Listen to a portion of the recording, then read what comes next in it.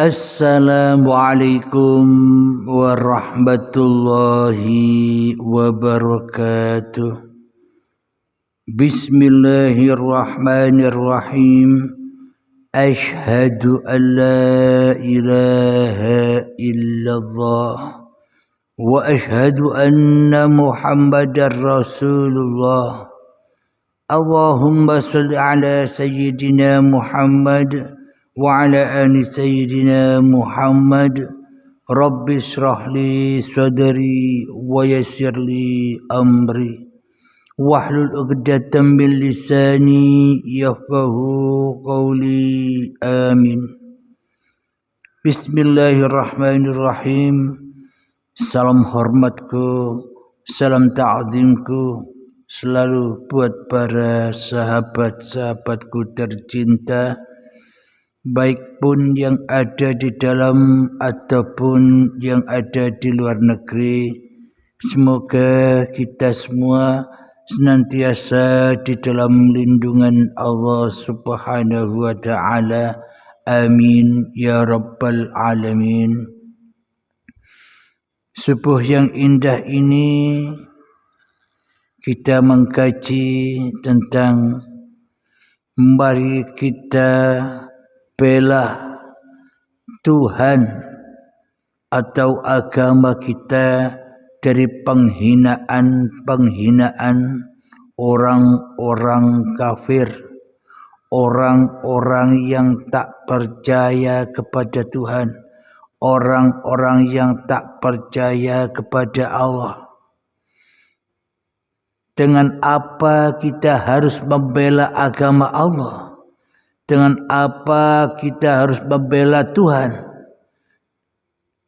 Kita membela Tuhan, kita membela agama Allah bila kita kaji dengan ilmu syariat, ya kita bela atau perang dengan orang-orang yang kafir secara syariatnya. Akan tetapi untuk berperang melawan orang kafir itu kita wajib tahu dahulu siapa itu orang kafir, siapa itu yang menghina Tuhan. Kita harus tahu dulu, tahu versinya Tuhan, bukan tahu versinya hawa nafsu. Bila tahunya tahu versinya hawa nafsu, ya salah semua.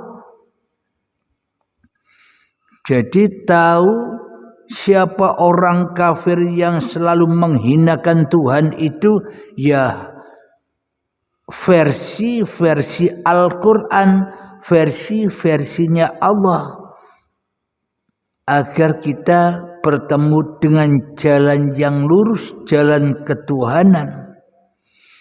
Maka dari itu syariat itulah lambang daripada hakikat makrifat. Syariat itulah adalah cermin makrifat. Manusia itu adalah cerminnya Tuhan. Manusia itulah wajah-wajah Tuhan. Manusia itulah ciptaan-ciptaan Tuhan. Manusia itulah peranan-peranan uripe Allah. Tapi manusia tidak percaya dengan ini semua. Manusia mengolok-olok Tuhan. Manusia menghina-hina Tuhan. Seolah-olah Tuhan itu tidak ada selain Tuhan hawa nafsunya. Seolah-olah Tuhan itu tidak hidup, kecuali hidup ini adalah hidup dirinya sendiri. Seolah-olah Tuhan itu tidak wujud, kecuali kewujudan dirinya sendiri di dalam hatinya. Sebenarnya kitalah orang kafir itu. Sebenarnya kitalah yang telah mengolok-olok Tuhan itu. Sebenarnya kitalah yang menghina-hina Tuhan itu. Kitalah orang kafir itu yang selalu menghina-hina Tuhan di dalam hati kita selama ini. Karena Tuhan itu hanya imajinasi kita saja. Karena Tuhan itu hanyalah semu fata morgana belaka di dalam hati kita.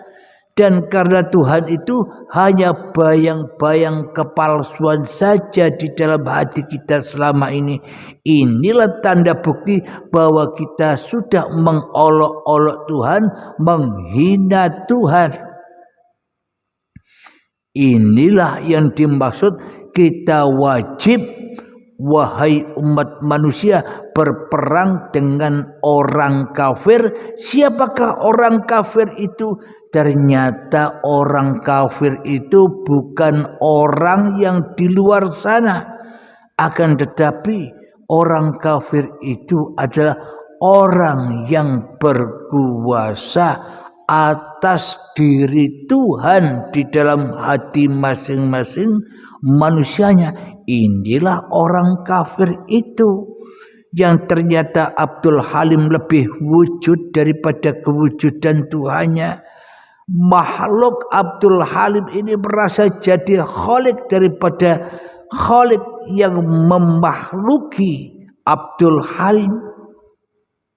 Karena Abdul Halim selama ini tak rela, tak ridho bahwa Abdul Halim ini sebagai makhluk, sebagai yang bukan penguasa, sebagai yang bukan pencipta. Makhluk itu kan sama dengan kholik, sama-sama kho lam qaf, kholik pencipta. Akan tetapi makhluk ditambahi mim artinya jangan jadi pencipta.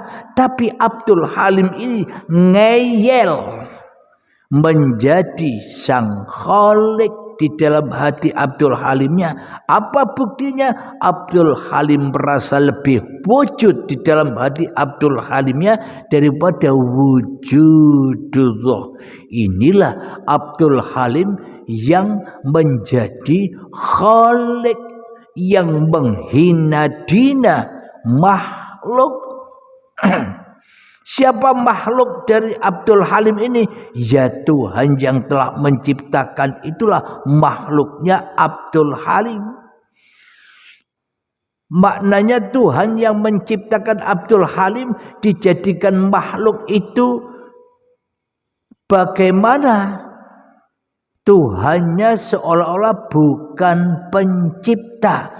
Tuhannya seolah-olah bukan yang menguasai Abdul Halimnya. Tuhannya seolah-olah bukan yang menciptakan Abdul Halimnya. Tuhannya seolah-olah jadi bahan olok-olokan saja. Tuhannya hanyalah jadi bahan obrol-obrolan saja. Tuhannya adalah hanya bahan untuk menghina-hina saja di dalam membaca ayat-ayatnya Abdul Halim di dalam hatinya. Bangun tidur seolah-olah Abdul Halimnya yang bangun tidur. Setelah bangun tidur duduk sebentar seolah-olah Abdul Halimnya yang melakukan duduk itu. Kemudian berdiri seolah-olah Abdul Halimnya yang berdiri itu. Kemudian berjalan menuju ke kamar mandi seolah-olah Abdul Halimnya yang berkuasa atas berjalan menuju ke kamar mandi itu. Kemudian mandi seolah-olah Abdul Halimnya yang mentuhani mandinya, yang jadi Tuhan atas duduk, berdiri, berjalan dan mandinya. Kemudian sholat subuh seolah-olah Abdul Halimnya yang berkuasa atas sholat subuh itu. kemudian makan, minum, bekerja dan sebagainya, seolah-olah semuanya hanyalah ayat-ayat Abdul Halimnya saja di dalam hatiku, seolah-olah semuanya hanya ayat cerita perjalanan Abdul Halimnya saja di dalam hatiku. Inilah orang-orang yang disebut kafirin itu. Abdul Halim inilah orang kafir itu, orang yang menjadi khalik di dalam hatiku, orang yang merampas kekuasaan Tuhannya di dalam hatiku. Ya, Abdul Halim ini yang merampas uripe Allah sebagai uripe Abdul Halimnya, yang merampas dohirullah, badan yang diciptakan Allah ini menjadi badan ciptaan Abdul Halimnya. Apa buktinya? Abdul Halim ini merasa menjadi pencipta badan.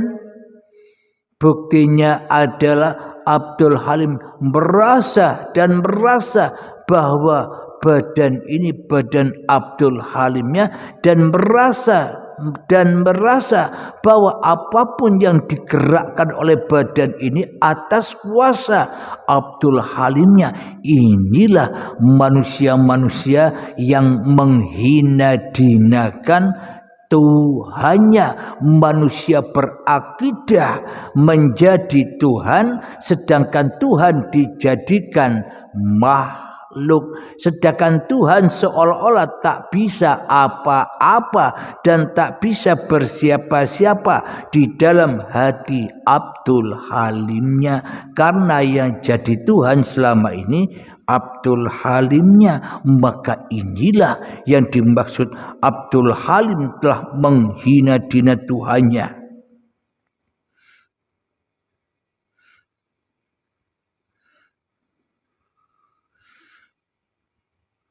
Padahal yang sesungguhnya Tuhanlah yang sudah menghinakan kita. Padahal sesungguhnya Allah lah yang telah menghinakan Abdul Halim ini. Ketika Abdul Halimnya merasa dirinya menjadi Tuhan di dalam hatinya, akan tetapi Abdul Halimnya tidak menyadarinya. Kenapa kok Abdul Halim tidak menyadarinya? Karena Abdul Halim telah tersesat jauh dari Tuhannya. Jadi seolah-olah orang kafir itu menghina Tuhan, padahal Tuhanlah yang menghinakan orang-orang kafir itu. Padahal Tuhanlah yang menjauhkan orang-orang kafir itu dari jalan Tuhan. Akan tetapi karena manusianya merasa jadi Tuhan, seolah-olah manusianya lah yang menghinakan Tuhan. Seolah-olah Tuhan tak ada perannya sama sekali. Seolah-olah Tuhan tak ada kehidupannya sama sekali. Seolah-olah Tuhan tak ada penglihatannya sama sekali. Seolah-olah Tuhan tak ada pendengarannya sama sekali. Seolah-olah Tuhan tak ada kekuasaannya sama sekali di dalam hati kita, kecuali Abdul Halimnya. Itulah tanda bukti bahwa kita selama ini, Abdul Halim ini selalu dan selalu menghina Tuhan. Terus kalau begini hati Abdul Halimnya yang jadi Tuhan, apakah mungkin solat-solat yang sejak dulu akil balik hingga setua ini, solat Abdul Halimnya, ibadah Abdul Halimnya, perbuatan baik Abdul Halimnya akan diterima oleh Tuhannya? Apakah mungkin semua itu diterima? Sedangkan Abdul Halim pekerjaannya hanyalah menghina-hina Tuhan saja. Sementara Abdul Halimnya suka meremeh-temehkan Tuhan di dalam hatinya.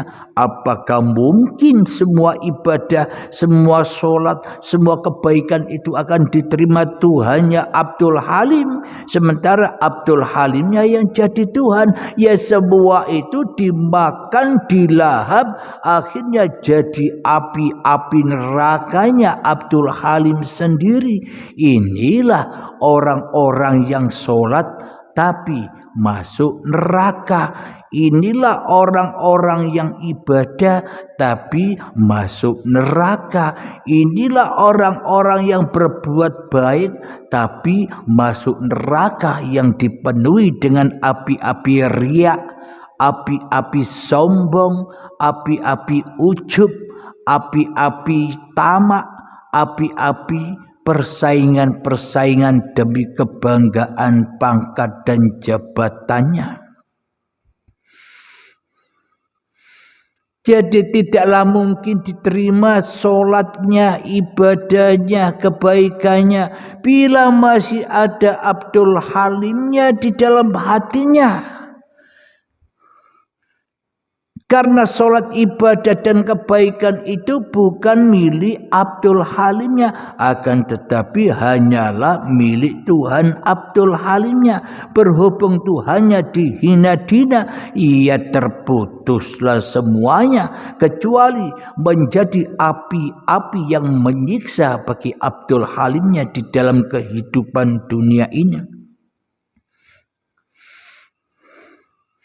Apakah buktinya bahwa sholat, ibadah, kebaikan itu hanya milik Allah, bukan milik Abdul Halimnya? Bila pengakuan-pengakuan di dalam diri Abdul Halimnya seolah-olah semuanya pekerjaan kekuasaan Abdul Halimnya, ini buktinya. Bismillahirrahmanirrahim. Inna salati wa nusuki wa mahyaya wa mamati lillahi rabbil alamin. Sesungguhnya salatku, ibadahku, hidup dan matiku hanyalah milik Tuhan Rabbul Alamin yang menguasai alam semesta ini. Inilah tanda bukti bahwa kita selama ini menjadi orang kafir yang dihina-dina Tuhannya. Karena apa? Karena kita di dalam hati kita telah mensekutukan Tuhan dengan diri kita di hati kita. Sebenarnya kita selama ini Islamnya Islam hayalan, bertuhan secara hayalan. Ketika manusianya masih lebih wujud daripada Tuhannya, ya semua hayalan atau mimpi. Jadi bangun dari mimpi itu ketika Abdul Halimnya dibaiat. Itulah saat detik-detik Abdul Halimnya bangun dari tidur. Apa sih baiat itu? Kiamat, demi untuk menyadarkan manusianya dari mimpi-mimpinya selama ini. Mimpi jadi Tuhan, mimpi jadi peran begini, mimpi jadi peran begitu. Itulah mimpi. Ketika manusianya sudah bangun dari tidurnya, iyalah mimpi toh. Alhamdulillahirabbil alamin. Mari kita buka di dalam surat Al-Jasiyah ayat yang ke-9. A'udzu billahi minasy syaithanir rajim. Bismillahirrahmanirrahim. Wa idza 'alima min ayatina syai'an ittakhadhaha huzwa. Ulaika ulaika lahum adzabun muhin. Yang artinya apabila dia mengetahui sesuatu tentang ayat-ayat kami, dia menjadikannya bahan olok-olok, merekalah yang akan menerima azab yang menghinakan. Nah, cocok sudah dengan apa yang kita bahas di atas tadi. Al-Jasiyah ayat selanjutnya yang ke-10. Min waraihim jahannam wa la yughni anhum ma kasabu syai'an wala اتخذوا من دون الله أولياء ولهم عذاب عظيم.